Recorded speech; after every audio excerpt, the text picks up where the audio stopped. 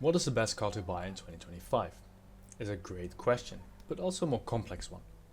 Of course I can just say it's X car because it has the highest top speed or grip, but in reality different cars are going to be good for different scenarios, and there's also the aspect of the different race classes. I will first start with a car that is very good all-rounder, then make my way to some cars that are great in other aspects of the game, and in the end I will get advice on what car to get if you want just pure speed, like most of you probably want. First off we have the Banshee GTS, which is a great new addition to the game, with insane top speed on old gen PC and also the new gen HSW version. However, especially on the old gen PC version, from a pure performance standpoint I would still recommend the Italy GTO, which is still blazingly fast. However, the Banshee GTS can be a bit easier to control because it doesn't have the bouncy suspension like the Italy GTO. And its naturally high top speed makes it great for traveling around your map really fast, especially when using highways. The price tag of both cars are also really similar, with 1,989,500 for the Banshee and 1.965 million for the Italy GTO. Both are great buys and it's up to your preference and playstyle which one you buy.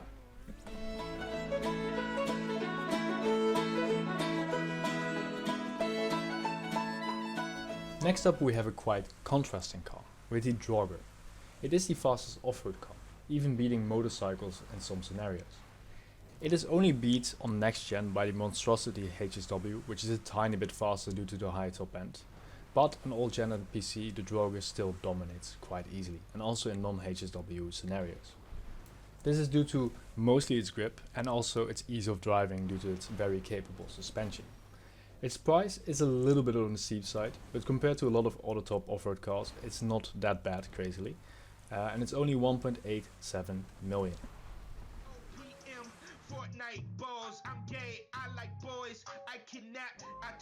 Going back to the comfort of asphalt, we have the Sedans class, which doesn't have a definite best car. There are multiple great options depending on what you like. The Schefter V12 or V12 Armored have great top speed and an amazingly low price of 116,000 and 325,000 for the armored version, although they might be a bit hard to drive for some. If you want a car that has a lot of grip and is very easy to drive, you can go for the Tailgater S and also the relatively new Chavos V6. Although they have really low top speed, they compensate with their enormous grip levels, making them really competitive within the class. If you however want a nice balance, you can go for the Reinhardt or the 5.0, which have a little bit more top speed and have more grip than the Schefter V12.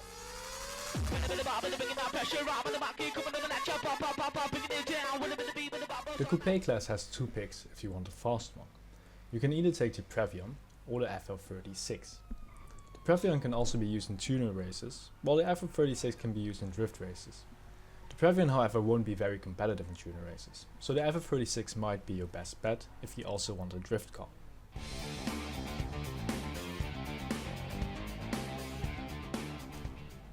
If you want a fast tuner's vehicle however, you can go with the Sultan Classic RS, which is one of the fastest tuner cars and also doubles as a great rally car due to its traction loss multiplier of 0, which means it basically is unaffected by the slowdown applied to cars when driving on dirt, thus making it a great car for rally and even off-roading.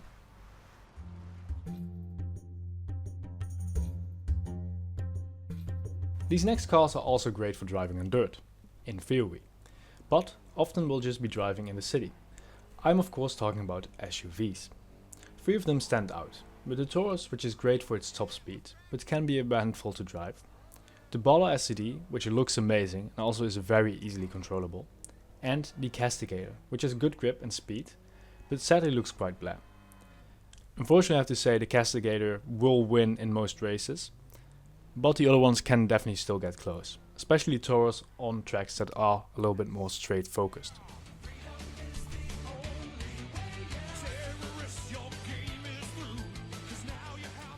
If you want a car that is less blah, you can go for a powerful muscle car. In the muscles class, there are 2 really good looking and nice driving picks. The first one is the Buffalo STX, which drives really great and can also be upgraded with armor and mines.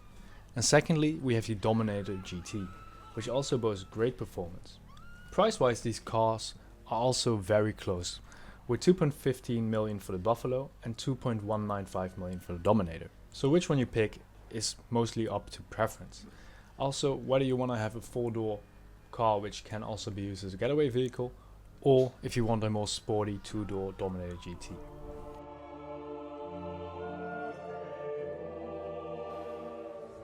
Now for the final recommendations, which represent what a lot of people think of when they search up what is the best car in GTA 5. It is of course the supercar class. Back in the day people loved cars like the Adder, Entity and Centorno. But for a couple of years now there has been one car that has been the go-to option for especially most racers. It is the Progan Emirates, priced at 2.75 million, which sounds like a lot, but sadly for the supers class isn't even that expensive. It is a very grippy but still very fast car that will beat basically every vehicle in the right hands. However, for some newer players or people who just don't like to drive, it can be a tiny bit difficult to drive due to its rear-wheel drive. Therefore a car like the Krieger or Weaponized Ignis, which are 4-wheel drives, can be a much better bet.